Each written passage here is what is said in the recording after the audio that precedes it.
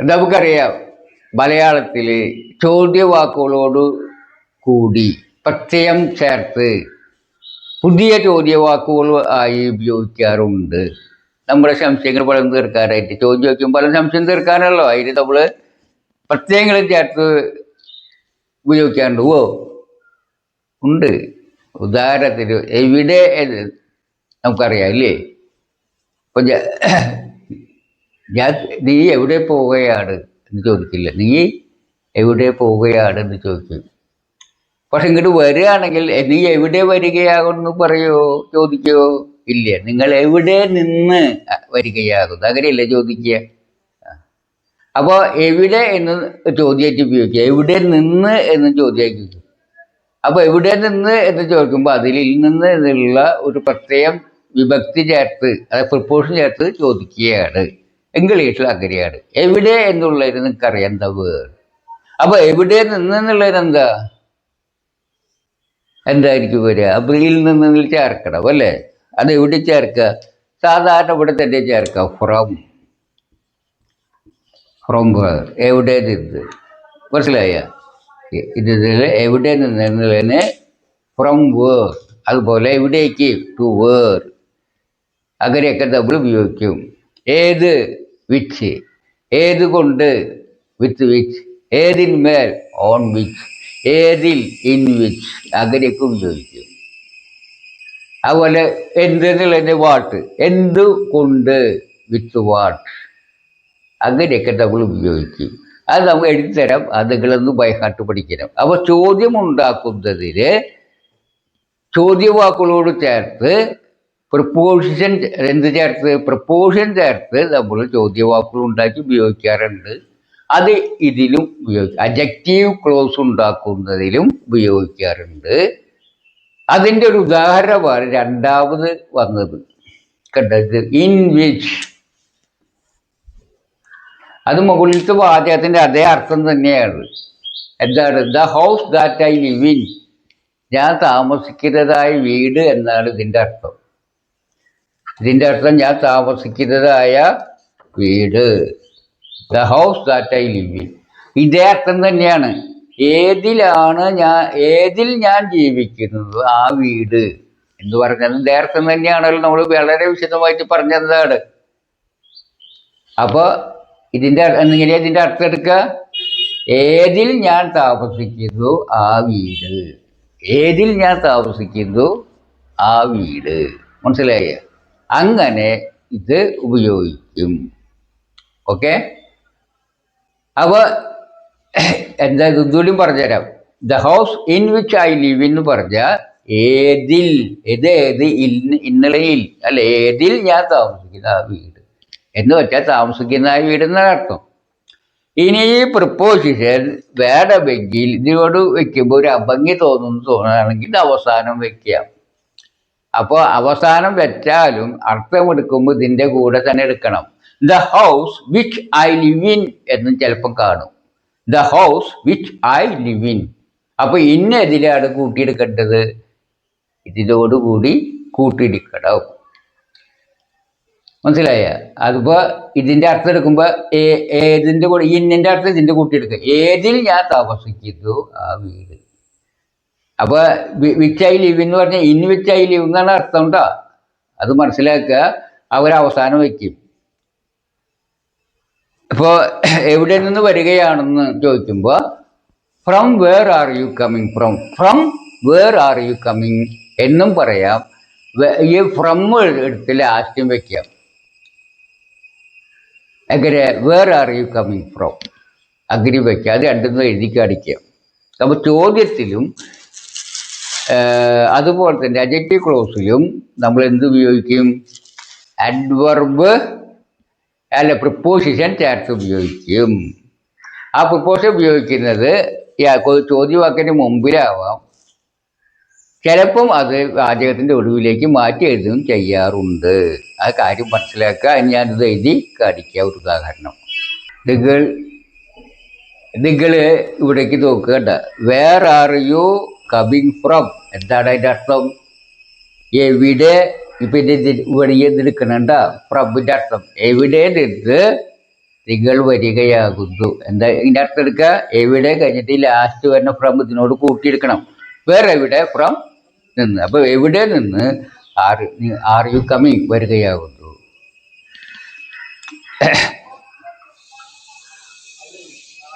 പിന്നെ from where are you coming from അങ്ങനെ ചോദിക്കാം. From where are you coming. ഇത് അത്രയ്ക്കും സ്ട്രോങ് കിട്ടില്ല. ചോദ്യം ചോദിക്കുമ്പോൾ എപ്പോഴും ഈ ചോദ്യവാക്ക് വെച്ച് തുടങ്ങിയാൽ വല്ലൊരു ഇത് കിട്ടും. അതുകൊണ്ട് മിക്കവാറും ലാസ്റ്റേ വെക്കുക. From where are you coming from അങ്ങനെയും പറഞ്ഞാലും ഒരർത്ഥം തന്നെയാണ്.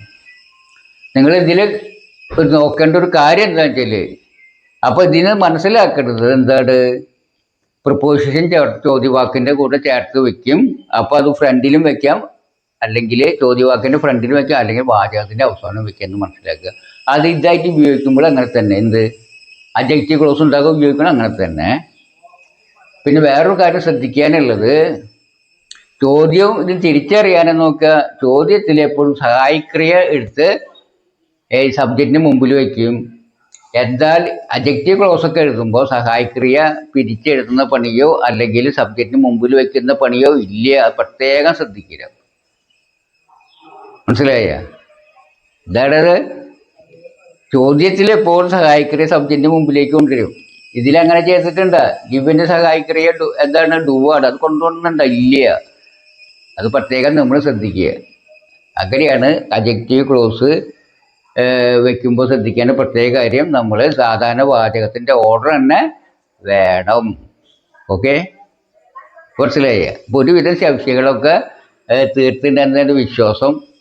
ഇതോടുകൂടി നമുക്ക് ഈ അഡ്ജക്റ്റീവ് ക്ലോസുകളിലെ പഠനം അവസാനിപ്പിക്കാമെന്ന് കരുതുന്നു. ഇനി നമുക്ക് നൗൺ ക്ലോസിനെ കുറിച്ച് അല്പം പറഞ്ഞുകൊണ്ട് ഈ ഇന്നത്തെ ക്ലാസ്, ഈ വീഡിയോ നമുക്ക് അവസാനിപ്പിക്കാമെന്ന് കരുതുന്നു. നമുക്ക് ഇതിനിടയിൽ ഒരു കാര്യം വിട്ടുപോയി.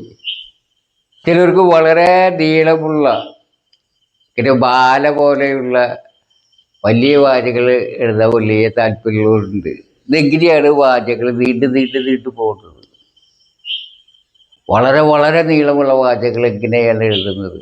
അത് അഡ്ജക്റ്റീവ് ക്ലോസ് കൊണ്ട് അത് സാധ്യമാണ്. അതെങ്ങനെയെന്ന് നോക്കാം. അപ്പോൾ നിങ്ങൾക്ക് ഇംഗ്ലീഷിൻ്റെ ആ ഒരു ബുട്ടൻസും കൂടി പിടികിട്ടും. അപ്പോൾ അതൊന്നും കൂടി കാണിച്ച് തന്നതിന് ശേഷം നമുക്ക് നൗൺ ക്ലോസിനെ കുറിച്ച് പഠിക്കുക. അതായിരിക്കും നന്നായിരിക്കാം എന്ന് തോന്നുന്നു. അതൊരു ഡെമോൺസ്ട്രേഷൻ വരെ നമുക്ക് കാണിച്ചു തരാം. ഓക്കെ, നമുക്ക് വലിയ വാചകൾ എങ്ങനെയാണെന്ന് നോക്കാം. ഇപ്പം എൻ്റെ കയ്യിൽ ഇപ്പോൾ 2 പുസ്തകങ്ങൾ കാണാറുണ്ട് അല്ലേ? ഞാൻ ഒരെണ്ണം ഈ മേശപ്പുറത്ത് വെച്ചിരുന്നു, ഒരെണ്ണതിൻ്റെ താഴെ വെച്ചത്. അപ്പോൾ ചുവന്ന ടേബിളിൻ്റെ മേശപ്പുറത്ത് ഒരു പുസ്തകം വെച്ചു. അത് നിങ്ങൾക്ക് ഇത് എന്താണെന്ന് അറിയാൻ ഒരു കൗതുകം ഉണ്ടാവും അല്ലേ? അപ്പോൾ ഞാനത് നിങ്ങൾക്ക് അതൊന്ന് വിശദീകരിച്ച് തരാം.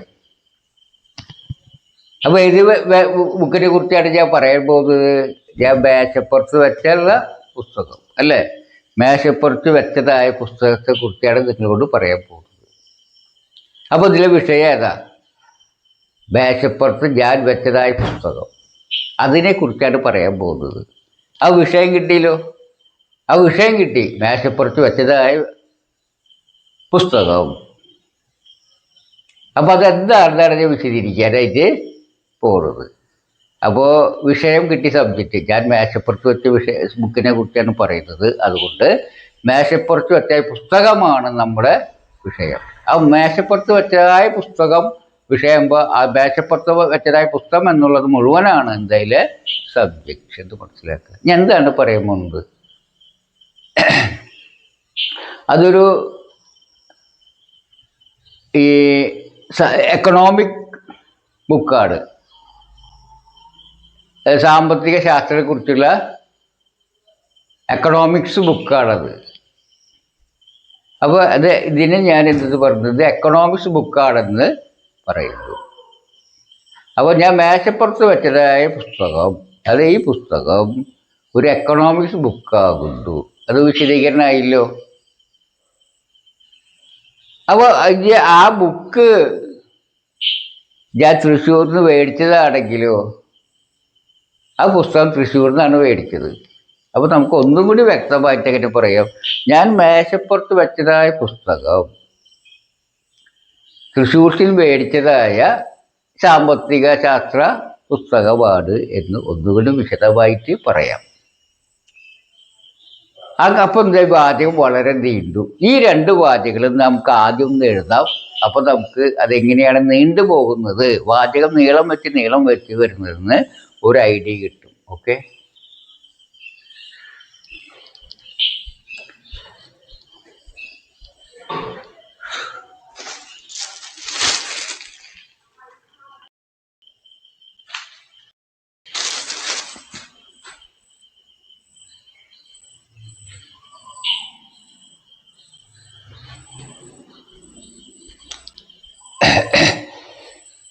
ഞാൻ മേശപ്പുറത്ത് വെച്ചതായ പുസ്തകം, അതാണ് വിഷയം. എന്താണെന്ന് വിശദീകരിക്കുന്നത്? ഒരു സാമ്പത്തിക ശാസ്ത്രമാണ് എന്നാണ് വിശദീകരണം. അല്ലേ? ഇത്തരം വാചകങ്ങൾ എഴുതുന്ന ഘടനയൊക്കെ നിങ്ങൾക്ക് അറിയാം. അപ്പോൾ സബ്ജക്റ്റ് എന്താണ്? ഞാൻ മേശപ്പുറത്ത് വെച്ചതായ പുസ്തകം, അത് ഈ സാധനമാണത്, മേശപ്പുറത്തായി വെച്ച പുസ്തകം അല്ലേ? ഈ പുസ്തകമാണ്. The book that I placed on the red table, ഞാൻ ചുവന്ന ടേബിളിൽ വെച്ചതായ ആ ഈസ് ആകുന്നു. എന്താകുന്നു? An economic book. എന്താണത്? എക്കണോമിക്സിൻ്റെ പുസ്തകമാകുന്നു. അതാണ്. അപ്പോൾ ഇത് സബ്ജക്റ്റ്, അത് ഈസ് കഴിഞ്ഞാൽ പിന്നെ വിശദീകരണം, എക്കണോമിക് ബുക്കാന്നുള്ള വിശദീകരണം. അതൊരു നൗൺ ഫ്രേസാണ്. ഇതും നൗൺ ഫ്രേസാണ് ഈസ്. ഇനി നോക്കുക, നമുക്ക് ഈ ബുക്കിനൊരു വിശദീകരണം എന്ന് വിചാരിക്കുക. ഞാൻ പുസ്തകം തൃശ്ശൂരിൽ നിന്നാണ് മേടിച്ചത് എന്ന് വിചാരിക്കുക. അപ്പോൾ അതിൻ്റെ ഇംഗ്ലീഷ്, ഞാൻ തൃശ്ശൂരിൽ നിന്ന് പുസ്തകം മേടിച്ചതിൻ്റെ ഇംഗ്ലീഷ് എന്താ? I boat the book from Thrissur. I boat the book from Thrissur എന്ന് പറഞ്ഞ അർത്ഥം, ആ പുസ്തകം ഞാൻ തൃശ്ശൂരിൽ നിന്ന് മേടിച്ചു. ആ തൃശ്ശൂരിൽ നിന്ന് മേടിച്ചു എന്ന പുസ്തകത്തിന് പ്രത്യേകമായ കാരണം നമുക്ക് വേണമെങ്കിൽ ഇങ്ങനെ പറയാം, ഞാൻ തൃശ്ശൂരിൽ മേടിച്ചതായ പുസ്തകം. അപ്പോൾ ഈ പുസ്തകം എവിടുന്ന് മേടിച്ചതായ പുസ്തകമാണ്? എക്കണോമിക്സ്. അപ്പോൾ ഇങ്ങനെ വേണമെങ്കിൽ പറയാം, ഞാൻ മേശപ്പുറത്ത് വെച്ചതായ പുസ്തകം ഞാൻ തൃശ്ശൂരിൽ നിന്ന് മേടിച്ചതായ സാമ്പത്തിക ശാസ്ത്ര ബുക്കാകുന്നു എന്ന് പറയാം. അല്ലേ? അപ്പോൾ ഈ ബുക്കിനൊരു വിശേഷണം ഉണ്ട് എന്നർത്ഥം. എന്താണത്? ഞാൻ തൃശ്ശൂരിൽ നിന്ന് മേടിച്ചതായ സാമ്പത്തിക ശാസ്ത്ര ബുക്കമാണ്, തൃശ്ശൂരിൽ നിന്ന് മേടിച്ചതായ എന്നൊരു വിശേഷം വേണമെങ്കിൽ ബുക്കിന് കൊടുക്കുകയാണെങ്കിൽ അത് എവിടെയായിരിക്കും വെക്കുക?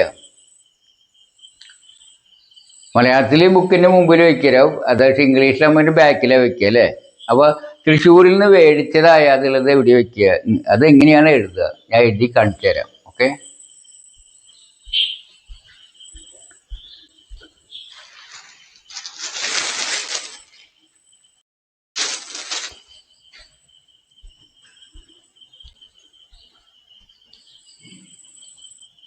അപ്പോൾ എക്കണോമിക്സിനൊരു വിശേഷം വന്നു. ഈ എക്കണോമിക്സിലെ ബുക്കിന് വിശേഷം വന്നത്, ഞാൻ തൃശ്ശൂരിൽ നിന്ന് മേടിച്ചതായ ബുക്കാണത്. അപ്പോൾ തൃശ്ശൂർ ഡിസ്ട്രിക്റ്റിൽ I purchase from Thrissur district എന്ന് പറഞ്ഞ എന്താർത്ഥം? ഞാൻ തൃശ്ശൂരിൽ നിന്ന് വാങ്ങിച്ചു. I purchase from Thrissur district, അതിന് അർത്ഥം നമുക്ക് അറിയാം അല്ല? നിങ്ങൾക്ക് പറയാം. ഇതിൻ്റെ മുമ്പിൽ ദാറ്റ് വന്നിട്ടുണ്ട്. അപ്പം എന്താ അർത്ഥം? ഞാൻ തൃശ്ശൂരിൽ നിന്ന് വാങ്ങിച്ചതായ എന്നർത്ഥം. അത് ഈ ബുക്കിൻ്റെ പെന്നിൽ വെച്ചെന്ന അർത്ഥം, ആ ബുക്കിൻ്റെ വിശേഷണമായി. അപ്പം എന്താണ് ഇതിൻ്റെ അർത്ഥം?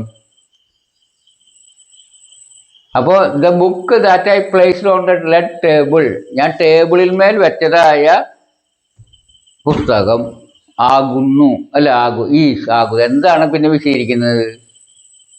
തൃശ്ശൂർ ഡിസ്ട്രിക്റ്റിൽ നിന്ന് ഞാൻ വാങ്ങിച്ചതായ ഒരു എക്കണോമിക് പുസ്തകം ആകുന്നു. അപ്പോൾ ആ പുസ്തകത്തിന് മുമ്പിലൊരു വിശേഷമുണ്ട്, ബാക്കിൽ വിശേഷമുണ്ട് അല്ലേ? അപ്പോൾ ഇത് ഡൗഡാണ്, ബുക്ക് ഡൗഡാണ്. ബുക്കിൻ്റെ ഒറ്റവാക്കായിട്ടുള്ള വിശേഷം ഇവിടെ വെച്ചു, ബാക്കിൽ വാചകമായിട്ടുള്ള വിശേഷം വെച്ചു. അപ്പോൾ ഇതിൻ്റെ അർത്ഥം ഒന്നുകൂടി പറയാം. The book that I place on the red table is an economics that I purchased from the Thrissur district. കാരണം ഇവിടെ ബുക്കിനൊരു വിഷയം വന്നു. എന്താണത്? തൃശ്ശൂരിൽ നിന്ന് വാങ്ങിച്ചതായ പുസ്തകമാണ്. അപ്പോൾ തൃശ്ശൂരിൽ നിന്ന് വാങ്ങിച്ചതായ എന്ന വാചകം ബുക്കിൻ്റെ എവിടെ വയ്ക്കാനും ബാക്കിൽ വെച്ചു. ഇനി ഇതിനൊരു തൃശ്ശൂർ ഡിസ്ട്രിക്റ്റിനൊരു വിശേഷണം വിചാരിക്കുക. അത് തൃശ്ശൂരിൻ്റെ കേരളത്തിൻ്റെ സാംസ്കാരിക തലസ്ഥാനമാണ് തൃശ്ശൂർ.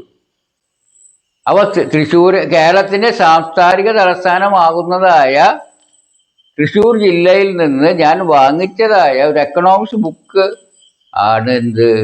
ഞാൻ മേശപ്പുറത്ത് വെച്ചായ പുസ്തകം. ആ പുസ്തകത്തിൻ്റെ വിശദീകരണം എന്താ? ശരിക്ക് ഇപ്പോൾ കേരളത്തിൻ്റെ സാംസ്കാരിക തലസ്ഥാനമാകുന്നതായ തൃശ്ശൂർ ജില്ലയിൽ നിന്ന് ഞാൻ വാങ്ങിച്ചതായ ഒരു എക്കണോമിക് ബുക്സാണ്. മനസ്സിലായ? അപ്പോൾ ഈ മേശപ്പുറത്ത് വെക്കേണ്ട വിശേഷണം എന്താണ് വിശദീകരണം? തൃശ്ശൂർ ജില്ലയിൽ നിന്ന് ഞാൻ തൃശ്ശൂർ ജില്ലയിൽ നിന്ന് വാങ്ങിച്ചതായ ഒരു എക്കണോമിക് പുസ്തകം ആകുന്നു. ഇനി അപ്പോൾ അതും കൂടി കൂട്ടി എഴുതുമ്പോൾ ഇനി തലസ്ഥാനമാകുന്ന അത് കൂട്ടി എഴുതുമ്പോൾ എന്തായാലും നോക്കാം. ആ ഇത് തൃശ്ശൂർ ജില്ലയുടെ വിശേഷണമായിട്ട് കേരളത്തിൻ്റെ സാംസ്കാരിക തലസ്ഥാനമാകുന്നതായ എന്നൊരു വിശേഷണം ഈ ജില്ലയ്ക്ക് കൊടുക്കുകയാണെങ്കിൽ അതവിടെ വയ്ക്കും. ഈ തൃശ്ശൂർ ജില്ലയുടെ പുറകിൽ വയ്ക്കും. അതും കൂടി ഒന്ന് എഴുതി നോക്കാം. ഓക്കെ.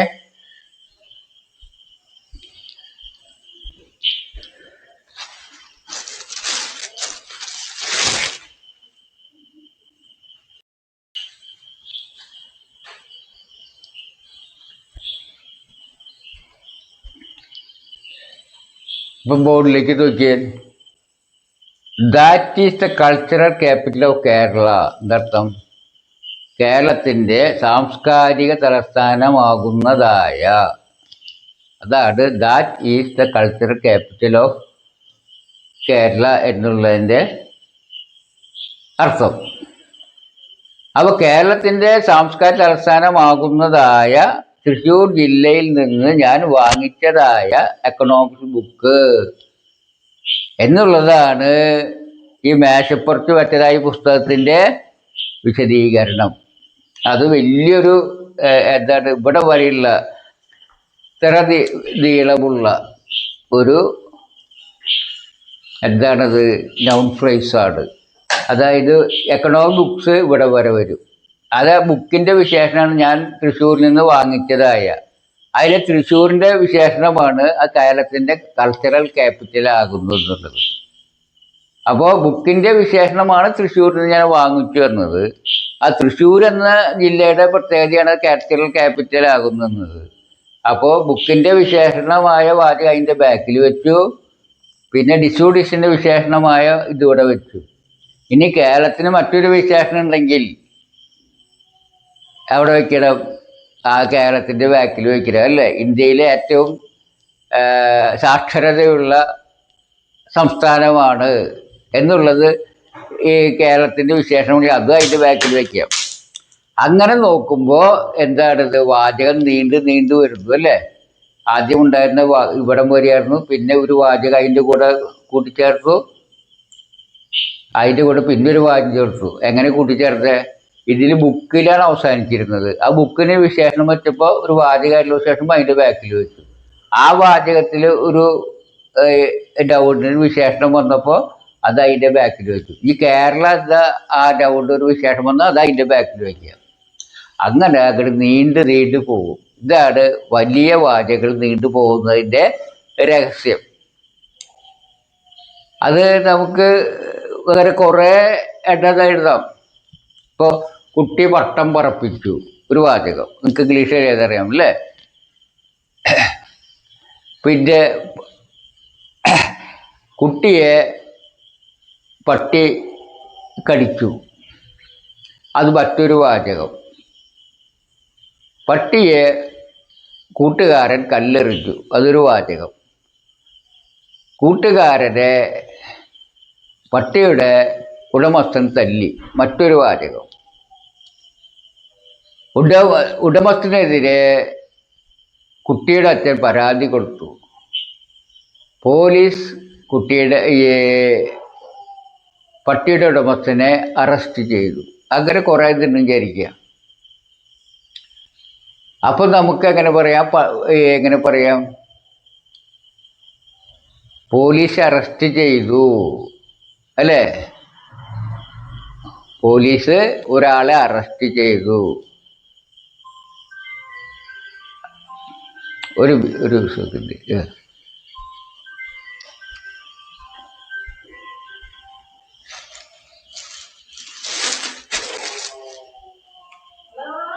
അപ്പം നമുക്കൊരു സീക്വൻസ് ഓഫ് സംഭവങ്ങൾ, ഒരു ചങ്ങല പോലെ ഉണ്ടായ കുറച്ച് സംഭവങ്ങളാണ്. അതിൽ കുറച്ച് സംഭവങ്ങൾ ഞാൻ ഇവിടെ ബോർഡിൽ എഴുതിയിട്ടുണ്ട്. അപ്പോൾ നിങ്ങൾക്ക് എങ്ങനെയാണ് വളരെ ധീരമുള്ള സെൻറ്റൻസിൽ രൂപം കൊള്ളുന്നത് മനസ്സിലാക്കാൻ കൂടിയാണ് അത് എഴുതിയിട്ടുള്ളത്. കുട്ടി പട്ടം പറത്തി. നിങ്ങളുടെ മനസ്സിൽ സംഭവം വന്നല്ലേ, ഒരു കുട്ടി പട്ടങ്കര പറക്കണ്. അടുത്ത് ആ കുട്ടിയെ പട്ടി കടിച്ചു. ആ ഓടി വന്നിട്ട് ആ കുട്ടീനെ പട്ടിയിൽ കടി. രണ്ട് സംഭവങ്ങൾ നിങ്ങളുടെ മനസ്സിൽ വന്നു. പട്ടിയെ കൂട്ടുകാരെ കല്ലെറിഞ്ഞു. ഇത് കണ്ട അത് ഓടാനായിട്ട് കൂട്ടുകാരെ കല്ലെടുത്ത് വിടാനല്ല കളയി. മൂന്ന് സംഭവങ്ങൾ. കൂട്ടുകാരെ കല്ലെറിഞ്ഞതിന് അതിൻ്റെ പട്ടീൻ്റെ ഊട്ടി വന്നിട്ട് അവരെ വെട്ടി കൊടുത്തു.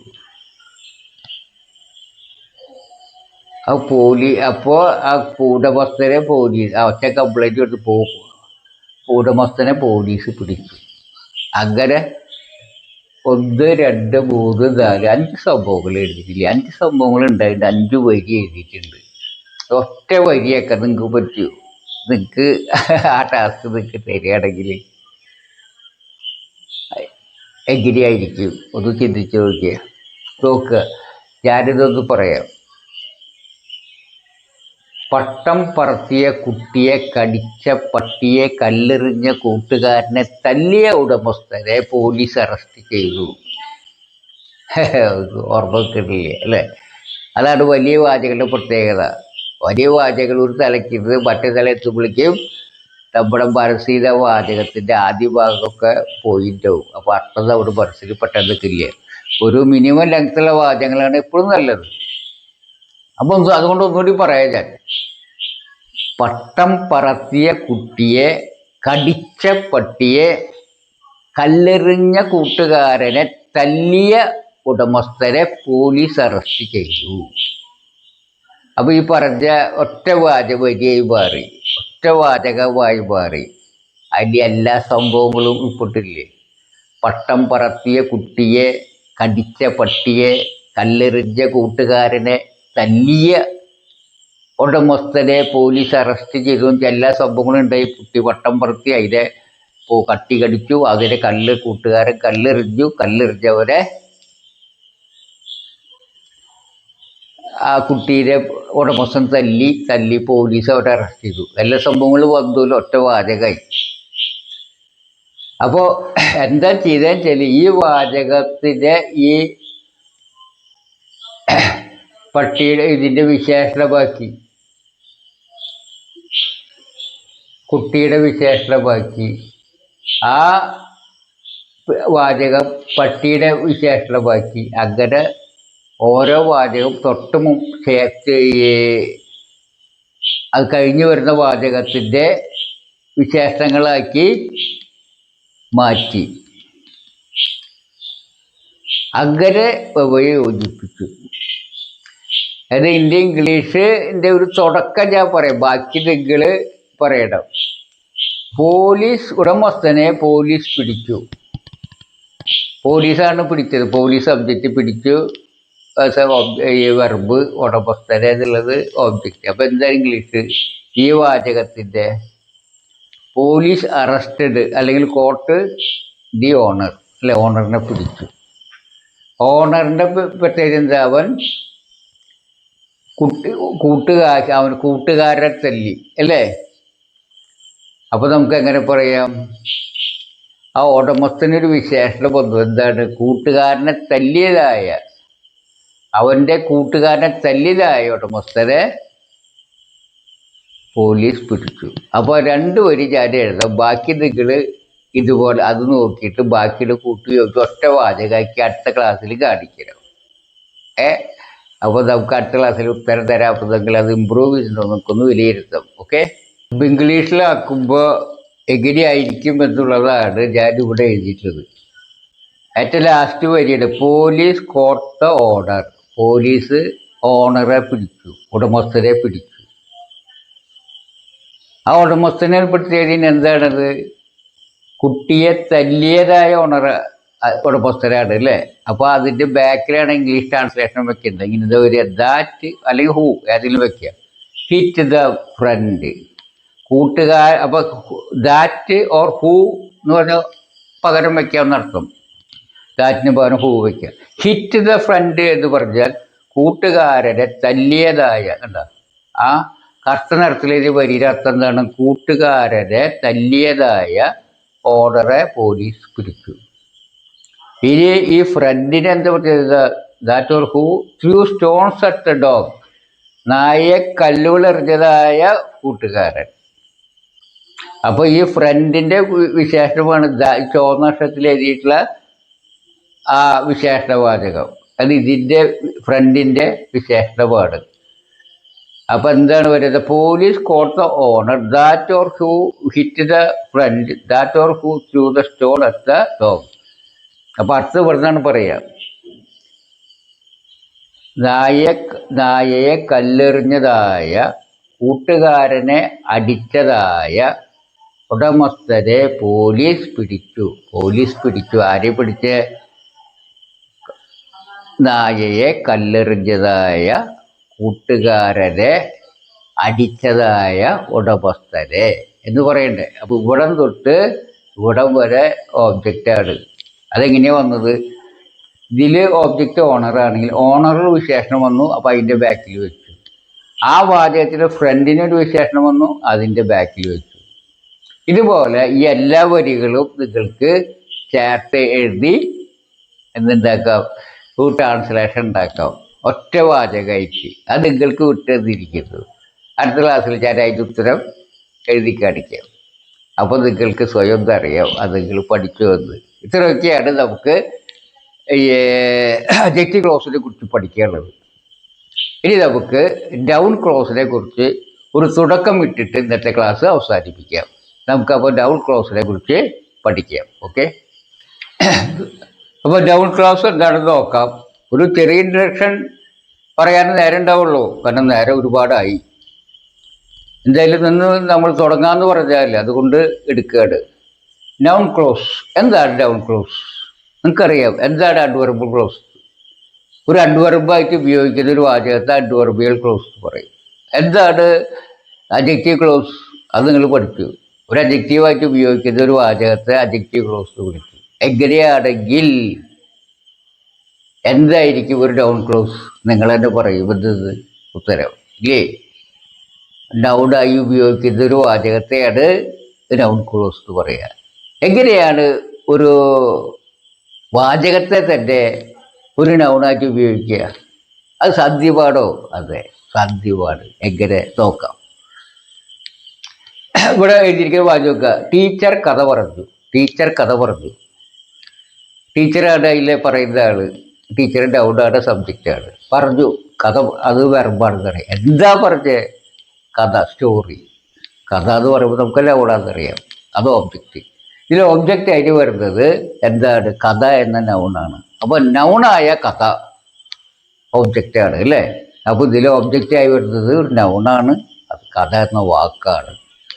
അപ്പോൾ ഇവിടെ ഒരു വാക്കായ നൗൺ എന്ന വാക്കായ കഥയാണ് ഈ വാചകത്തിലെ ഓബ്ജക്റ്റ്. ഇനി നോക്കുക. ടീച്ചർ രസകരമായ കഥ പറഞ്ഞു. ടീച്ചർ രസകരമായ കഥ പറഞ്ഞു. ടീച്ചർ ആണ് സബ്ജക്റ്റ് എന്നറിയാം. ക്രിയ പറഞ്ഞു എന്നുള്ളതാണെന്നറിയാം. എന്താ പറഞ്ഞേ? അത് ഒബ്ജക്റ്റ് ആണെന്നറിയാം. ഒരു രസകരമായ കഥ. ആ പച്ച നിറത്തിലും എഴുതി മുഴുവനാണ് അതിൽ ഒബ്ജക്റ്റ്. അതൊരു വാക്കല്ല, ഒരു കൂട്ടം വാക്കാണ്. അപ്പം എന്താ പറഞ്ഞേ എന്ന് പറയുമ്പോൾ രസകരമായ കഥ. ആ കഥയും അതിൻ്റെ വിശേഷണം കൂടി ചേർന്ന ഭാഗമാണ്. അത് നൗൺ ഫ്രേസ് ആണെന്നറിയാം. NP. അപ്പോൾ ഇത് നൗൺ ഫ്രേസ്. ഇനി അടുത്തൊരു ചോദ്യം. അപ്പോൾ എന്താണെന്ന് പറഞ്ഞത് ഒരു നൗണാണ് എന്നറിയാം. ഒറ്റ വാക്കാണെങ്കിൽ അത് ഒരു കൂട്ടം വാക്കുകളാണ്, ഫ്രേസാണെന്നറിയാം. ഇനി നോക്കുക. ടീച്ചർ ഭൂമി ഒരു ഗോളമാണെന്ന് പറഞ്ഞു. ടീച്ചർ ഭൂമി ഒരു ഗോളമാണെന്ന് പറഞ്ഞു. അതിൽ സബ്ജക്റ്റ് അറിയാം, ടീച്ചറാണ് പറഞ്ഞത്. ക്രിയ പറഞ്ഞു എന്നുള്ളതാണ് കണ്ടറിയാം. എന്താണ് പറഞ്ഞത്? എന്തായാലും നമുക്ക് ഓബ്ജക്റ്റ് ആണെന്ന് അറിയാത്. അപ്പോൾ ഓബ്ജക്റ്റിൻ്റെ ഇവിടെ നൗണാണ്. നൗണ് തുല്യമായ ഒരു കൂട്ടം വാക്കുകളാണ് ഇവിടെ വന്നിട്ടുള്ളത് അല്ലേ. നൗണ് തുല്യമായ ഒരു കൂട്ടുകളാണ്. ഓബ്ജക്റ്റ് നൗണായി വരൂ എന്നറിയാം. അത് നൗണ് തുല്യമായ ഒരു കൂട്ടം വാക്കുകളാണ് ഇവിടെ വന്നിട്ടുള്ളത്. ഒരു ഭൂമി ഒരു ഗോളമാണെന്ന് ടീച്ചർ എന്താ പറഞ്ഞേ? മൂന്നാമത്തെ വാക്യം പറയുമ്പോൾ ഭൂമി ഒരു ഗോളമാണെന്ന്. അപ്പോൾ ഈ പച്ച നിറത്തിൽ എഴുതിയിട്ടുള്ള ഭാഗം ഭൂമി ഒരു ഗോളമാണെന്ന്. അപ്പോൾ കഥയ്ക്ക് തുല്യമാണ്, രസകരമായ എന്ന പോലെ മൂന്നാമത്തെ വാക്യം ഒരു ഗോളമാണെന്ന്. ഈ ഒരു ഗോളമാണ് എന്നുള്ളതിൽ ഒരു വാചകമുണ്ട്. ഏതൊക്കെയാ? ഏതാടയിലെ വാചകം? ഭൂമി ഗോളമാണ്. അതിൻ്റെ കൂടെ എന്ന വാചകത്തിൻ്റെ എന്ന് ചേർത്തപ്പോഴാണ് ഭൂമി ഗോളമാണെന്ന് എന്നുള്ളത് ഉണ്ടായിട്ടുള്ളത് അല്ലേ. അപ്പോൾ ഈ വാചകത്തെ ഭൂമി ഗോളമാണെന്ന വാചകത്തെ എന്ന് ചേർത്തപ്പോൾ എന്തുണ്ടായി? അത് ഒരു നൗണ് പോലെ ഒരു ഒബ്ജക്റ്റായിട്ട് ഉപയോഗിക്കുക അതിനെ അല്ലേ. ഒരു ഒബ്ജക്റ്റ് ആയിട്ട് ഉപയോഗിക്കുക നൗൺ. അപ്പോൾ ഒരു നൗൺ എന്ന പോലെ ഉപയോഗിക്കാവുന്ന ഒരു കൂട്ടം വാക്കായി ഈ വാചകം.